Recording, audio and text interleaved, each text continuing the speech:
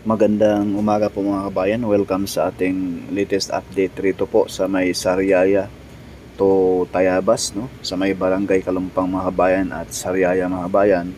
So ngayon tayo ay itong camera natin ay papunta na po ito doon sa mismong Barangay Kalumpang, Tayabas, Quezon.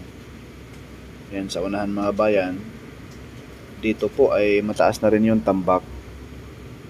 Ayan. Medyo putol-putol pang alang mga bayan dahil nga po sa dyan po dumadaan sa minsan sa gitna tatawid yung mismo mga dump truck, mga heavy equipment para magtambak ng lupa at mga ibang mga gamit pa, no, sa construction. Masasilayan natin doon sa dulo mga bayan sa ating drone shot yung alignment nitong South Luzon Expressway Toll Road 4. Ayan mga kabayan, no? Kitang kita natin dito.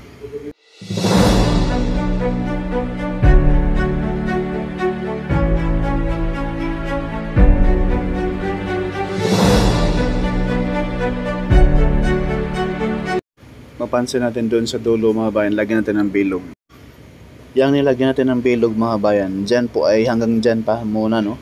Yung pagkalampas niyan, yan na po yung sakop ng Barangay Kalumpang, Tayabas, Quezon. Na kung saan mga bayan, dyan sa area na yan, putol pa, no? Pero doon sa unahan, may karugtong na yan, papunta na mismo sa Barangay Kalumpang, Tayabas, Quezon mga bayan. Ayan, ipakita ko lang po sa inyo yung talagang nakakabighaning view rito sa probinsya ng Sariaya, Quezon, na napakagandang lugar, no? Kaya kung kayo po ay mga lupa rito, ay wag na ninyong ibenta dahil tataas ang mga value rito ng lupa mga bayan dahil po dito sa expressway, no? At sigurado po dadami po ang mamuhunan rito sa area mga kabayan.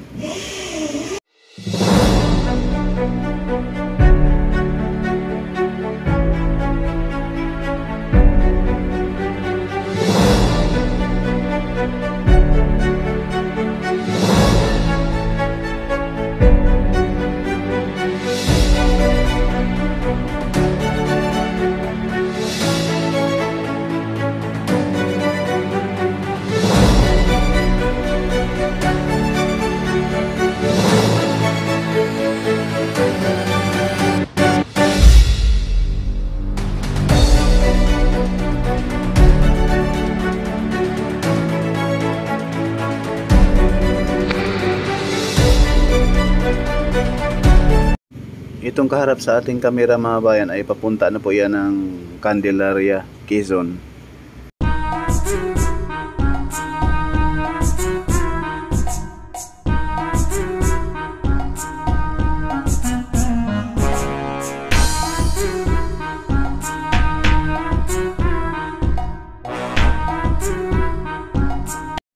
Ngayon po mga bayan, lipat po tayo rito sa mismong Package C sa may Barangay Santissimo.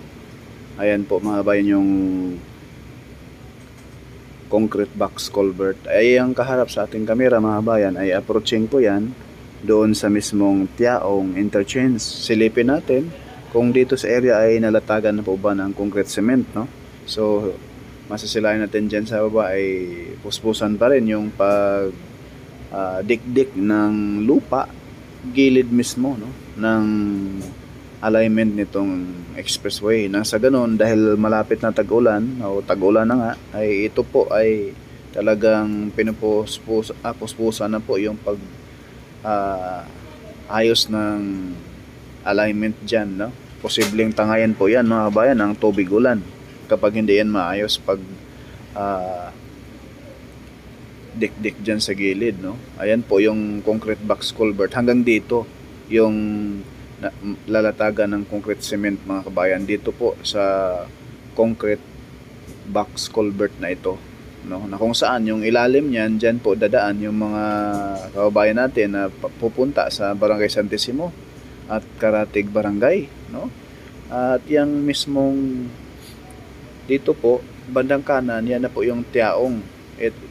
At dito sa kaliwa, yan na po yung Barangay Santissimo, San Pablo City, Laguna.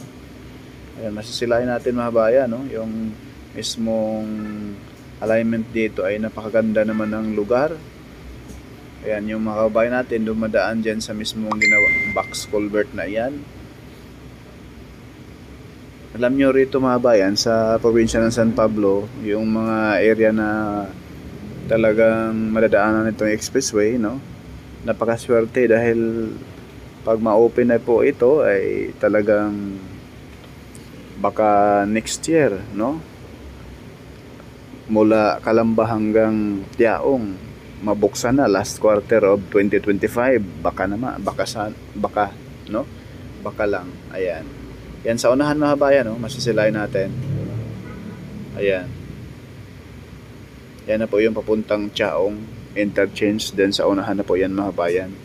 So dito po ay ready na rin po lalatagan ng concrete cement. At ipakita ko po sa inyo yung view rito, no? Na talagang sobrang ganda. Napakaraming puno, no? So sana po pag darating naman talaga ang panahon mga bayan na maraming mumuhunan ng mga negosyante rito, sana po yung mga puno na yan ay andyan pa, no?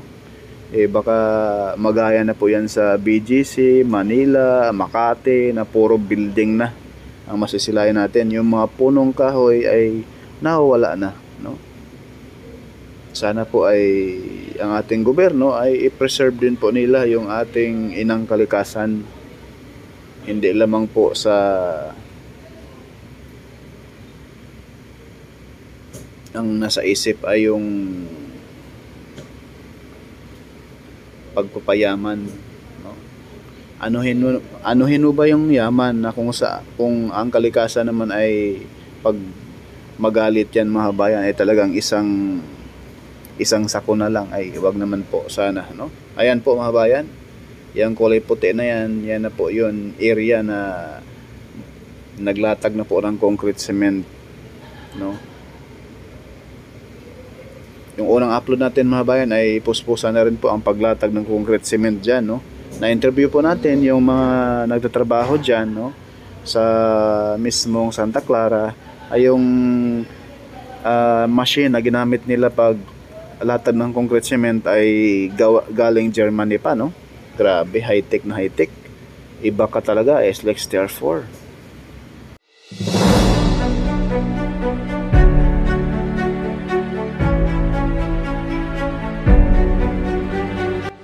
Paglatag ng concrete cement dito mga bayan ay gabi, no? Hindi siya araw. Ayan. Kaya ngayon po ay wala pong naglatag dyan, no? Dahil araw ngayon. Mamayang gabi sigurado po ay bakbaka na yan. Sana po walang ulan paggabi.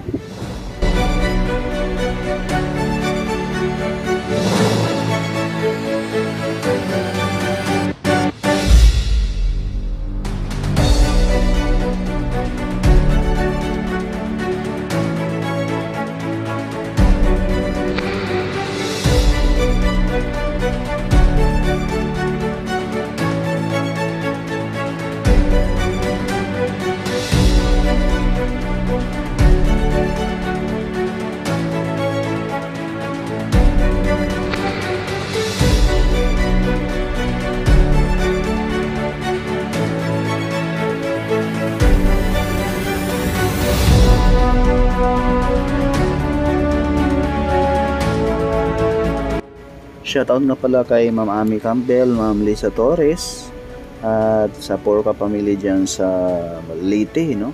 At sa Gonzal family dyan sa Cebu, at kay Ma'am Ana Cordoba, Sir Labo Nacion, Melvin DB Lires, Brian Labedes. Shoutout sir, salamat sa inyong suporta dyan sa ating mga kabayan abroad, sa mga OFW natin dyan mga kabayan.